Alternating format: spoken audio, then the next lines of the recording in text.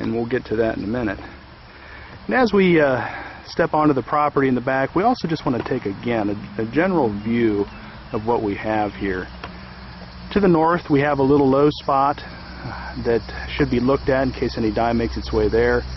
We notice the ground is relatively flat, and when we study it pretty carefully we can find that there are trenches that you can locate by probing and simply by viewing where the depressions were from when it was installed.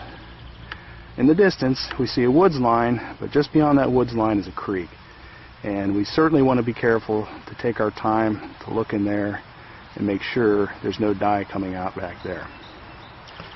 Lastly, we do want to have a overview of the neighborhood, neighbor's property. That gives us a feel for the lay of the ground, what the drainage situation may be like here. We notice where we're at here that the ground is very flat and likely does have some poor drainage issues. In fact, it's also good to know what goes on at the neighbor's property. This property to the north, actually 3 properties to the north, had recent replacement systems that we could find on health department records, and they were due to sewage surfacing and they were failing, so they needed to be replaced. They've been replaced with off-lot discharging systems that go back to the creek I previously mentioned. So little history, little overview of the property, and looking at the general drainage is all valuable during the inspection. Okay, now we're looking at the first septic tank opening.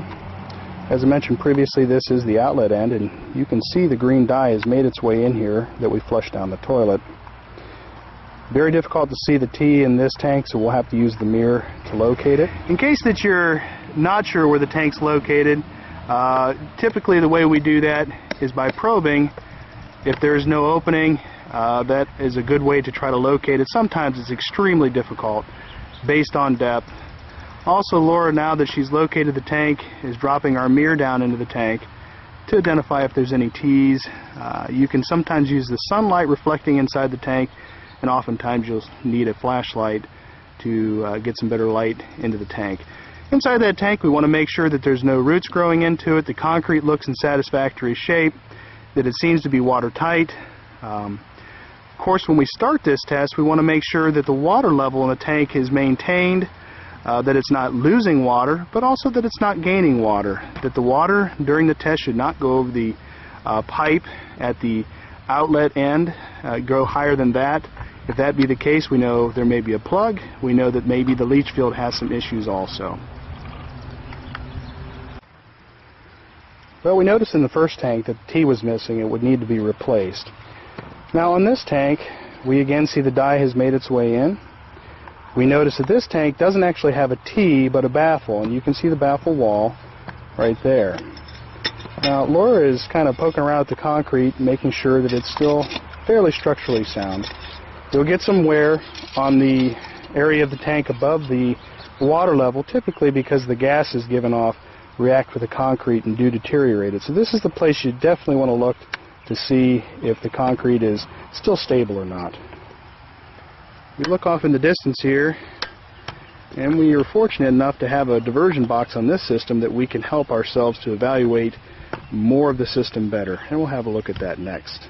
And the purpose of this diversion box is to rest halves of the system. You'll see that there's an inlet line that the water's coming from and an outlet line where the water's going to. The elbowed pipe is to prevent water from going into that, to rest that half of the system. It's recommended that this system is rested every year. It's also a good point to see if water levels have risen inside the system, so you want to check for any staining or marking on the inside of the box to see if the water level has risen at different times during the year.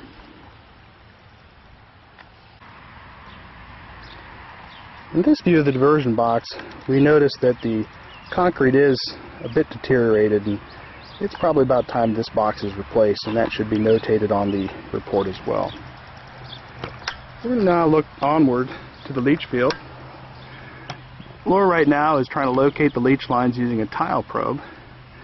Ground's hard, it becomes very difficult, but in this case we've noted that the leach lines start at about the depth of 2 feet. We could feel the gravel there. You should note that Newer products, it's more difficult, whether it be polystyrene products or plastic products, are very difficult to locate in the ground. Other key indicators you can use, though, is looking at changes in the grass.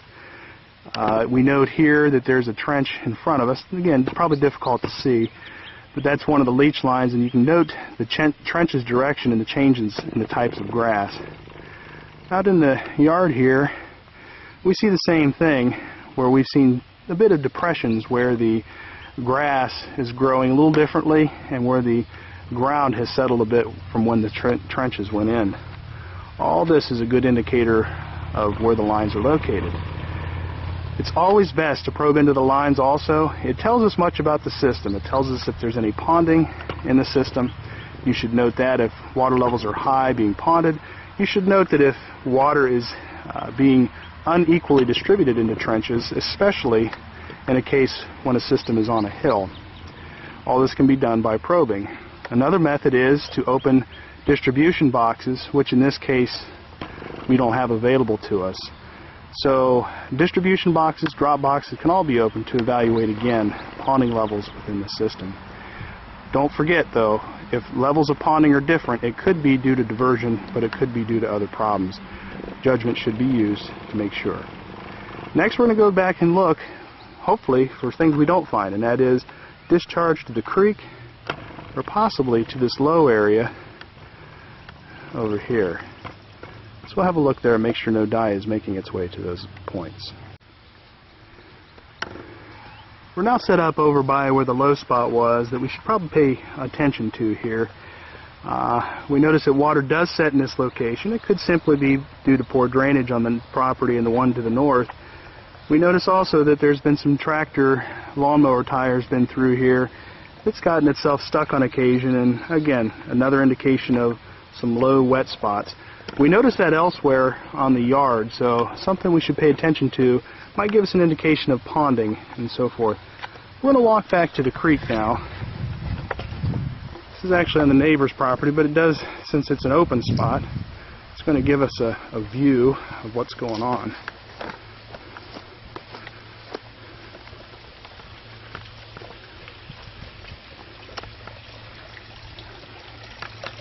Okay, we're back here. Obviously, likely discharge points ought to be thoroughly explored. Of course, creeks and swamps and cattails and roadside catch basins and culverts and anything else unusual.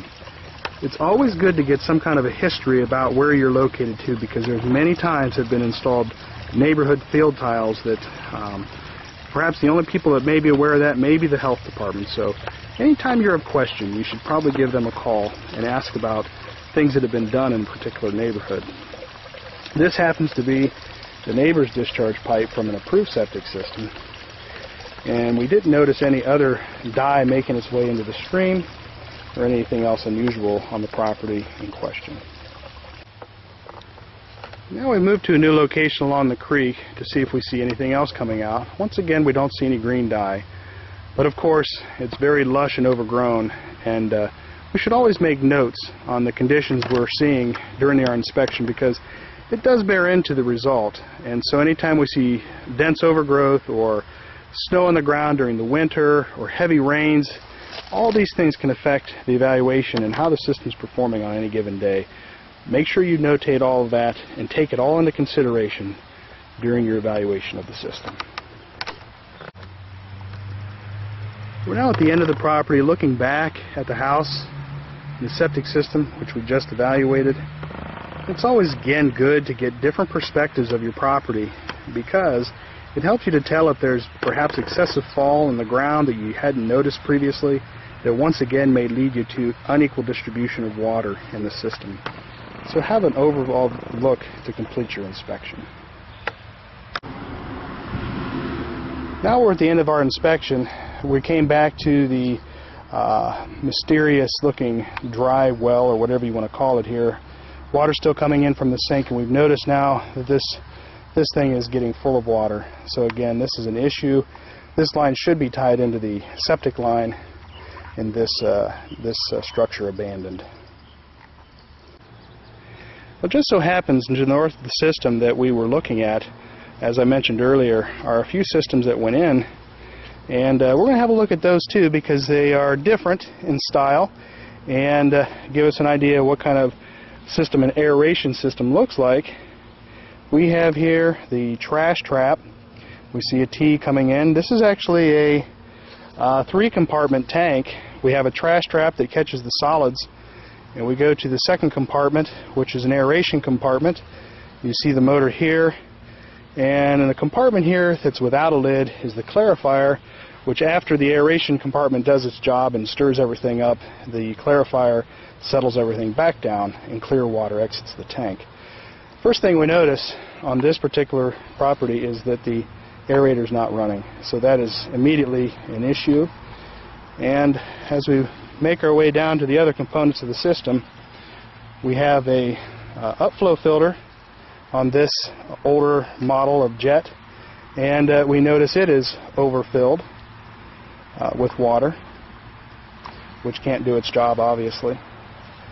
And in those days, which prior to 2007, every system had a fail-safe on it, which prevented the discharge of raw untreated sewage if there was an issue, which in this case we see that the fail-safe is working because it's not being treated properly.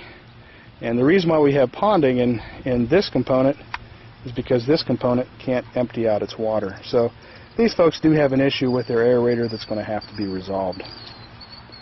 Next door, not too far in the distance there, we see another aerator, another jet. But in this case, we've already checked it. The motor's running and in good shape. So that's more the way it ought to be.